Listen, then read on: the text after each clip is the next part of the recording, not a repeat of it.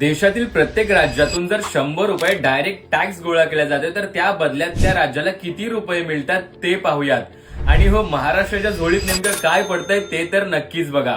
गुजरात आणि राजस्थान मधून 100 रुपये आले तर त्याच्या बदल्यात गुजरातला 31 रुपये आणि राजस्थानला 154 रुपये मिळतात. त्याचप्रमाणे कर्नाटकला मिळतात 14, तर तमिळनाडूला 30 रुपये, तेलंगणाला मिळतात 50, तर आंध्राला 46 रुपये, गोवा 76, इकडे केरळला 63, हरियाणा 18, पंजाब 73, पश्चिम बंगालला 90 रुपये मिळतात, ओडिशाला 187, हिमाचल 174, उत्तराखंड 171 आणि मध्य प्रदेश आणि छत्तीसगडला 280 रुपये मिळतात. झारखंड 303 रुपये, उत्तर प्रदेश 330 रुपये, आसामला 354, मेघालय 464, सिक्कीमला 651 रुपये. आता या काही राज्यांसाठी तर लाडका राज्य योजना चालू आहे की काय असं वाटतंय. त्यामध्ये येतात त्रिपुरा 1070 रुपये, नागालँड 1252 रुपये, मणिपूर 1484, तर मिझोरम 3583 रुपये आणि सर्वात जास्त म्हणजे अरुणाचल प्रदेशला 100 रुपयांच्या बदल्यात 4864 रुपये मिळतात आणि माझ्या महाराष्ट्राला मिळतात 7 रुपये. तर दिल्लीचेही तख्त राखतो महाराष्ट्र माझा,